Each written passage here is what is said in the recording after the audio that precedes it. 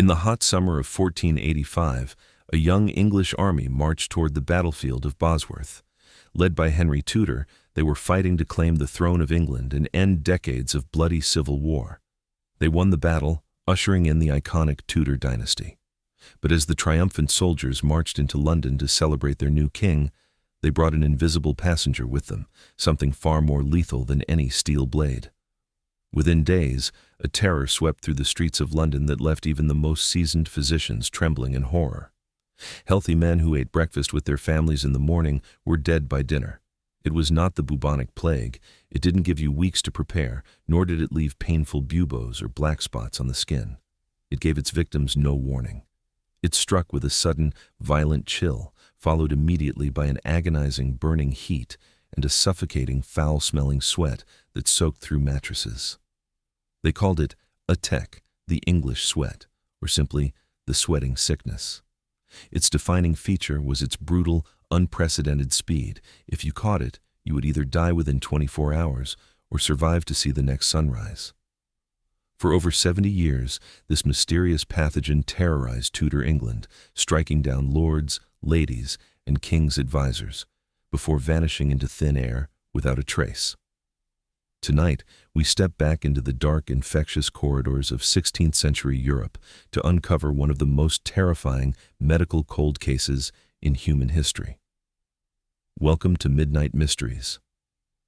Are you ready to face the sweat? To understand the panic caused by the sweating sickness, you have to understand how strange it was compared to every other disease known to medieval science. The Black Death was indiscriminate. It wiped out the poor, the peasants, and the crowded slums. But the sweating sickness seemed to do the exact opposite. It targeted the wealthy. It favored strong, well-fed, young nobility, merchants, and aristocrats, specifically adult men. Children and the elderly were rarely affected, and the poor seemed strangely spared in the early outbreaks. When Henry VII took the crown in 1485, the disease tore through his court within weeks. 2 Lord Mayors of London and 6 high-ranking aldermen died in less than a month. The coronation had to be delayed as panic gripped the capital. People locked themselves in their homes, afraid to breathe the humid summer air. The disease struck in 5 distinct, catastrophic waves over a span of 7 decades, in 1485, 1508, 1517, 1528, and 1551. Each time it returned, it came without warning during the damp, warm summer months, wreaking havoc for a few weeks before abruptly disappearing as winter approached. The horror of the sickness was psychological as much as physical. Because death came within hours, fear transformed human behavior. Friends abandoned dying friends in the street. Families refused to touch their own relatives. Priests fled churches, refusing to perform last rites out of sheer terror of catching the contagion. The symptoms followed a precise, terrifying routine. It began with an overwhelming sense of impending dread, followed by violent shivering fits and intense pains in the neck, shoulders, and limbs. Then came the second stage, a sudden, boiling fever, excruciating headaches, extreme heart palpitations, and an uncontrollable urge to sleep.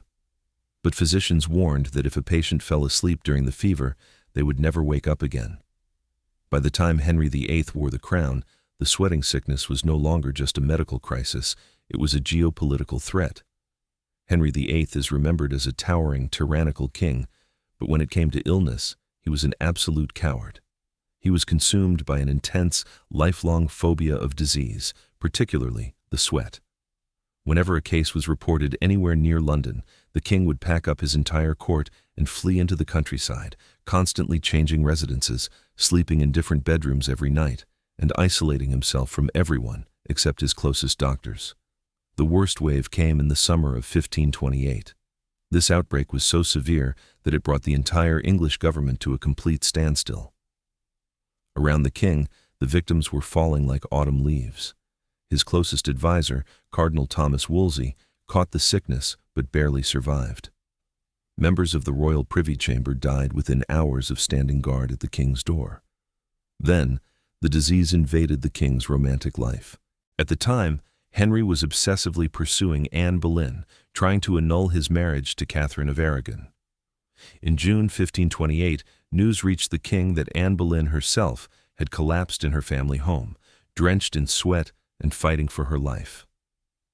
Panic-stricken, Henry sent his personal physician to her bedside with frantic letters, pleading for her survival while keeping himself miles away to avoid contagion. Anne survived, but several of her closest relatives succumbed to the disease in a single afternoon. The 1528 outbreak was also the first time the sweating sickness escaped the borders of England. It jumped across the English Channel to Hamburg, Germany, and swept through Scandinavia, Eastern Europe, and Russia with terrifying velocity. Thousands died in Switzerland, Poland, and the Netherlands. In Frankfurt, a famous trade fair was cancelled overnight as hundreds of merchants dropped dead in the market square. 16th century medicine was completely helpless against the sweating sickness. Royal physicians operated under the ancient theory of the four humors, believing that diseases were caused by an imbalance of bodily fluids or miasma, foul air rising from swamps and unwashed streets. Their treatments often killed patients faster than the sickness itself. Believing the body was trying to force the disease out through sweat, doctors ordered patients to be wrapped in thick wool blankets and placed in front of roaring fireplaces, even in the dead of summer. Patients were forbidden from drinking cool water or sticking a hand out from under the covers.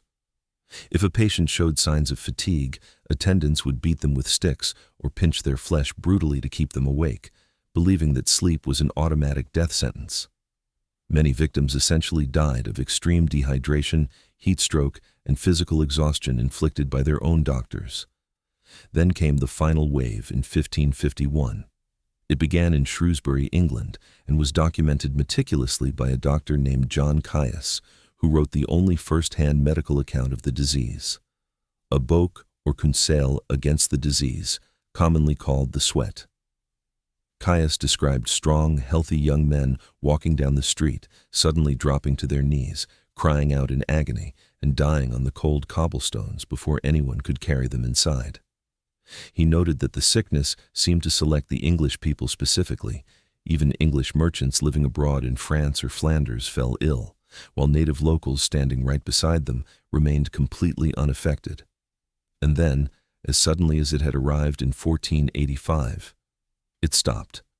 After the summer of 1551, the English sweating sickness vanished from the face of the earth. It never returned. It left behind no living samples, no modern clinical records, and a mountain of unanswered questions that baffle epidemiologists to this day. For centuries, historians and scientists have debated a single question: what was the English sweating sickness? Modern medical researchers have put forward several compelling theories, but none of them fit the puzzle perfectly. Theory 1. An early hantavirus. Many scientists believe the sweat was caused by an unknown strain of hantavirus, a virus spread by rodents that causes sudden pulmonary distress, high fever, and fluid accumulation in the body. The rapid onset and seasonal summer timing align with rodent breeding patterns. However, modern hantaviruses rarely spread directly from human to human, whereas the Tudor sweat appeared highly contagious. Theory 2. An unknown influenza variant. Others argue it was a hyper-virulent, mutative strain of flu that attacked the autonomic nervous system, causing extreme sweating and rapid heart failure before burning itself out. Theory 3.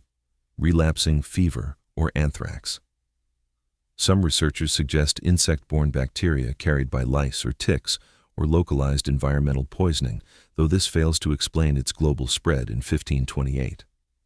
Because 16th century Tudor burial practices didn't preserve soft tissue, scientists have attempted to exhume the remains of potential victims to extract ancient DNA, hoping to find the genetic footprint of the phantom virus.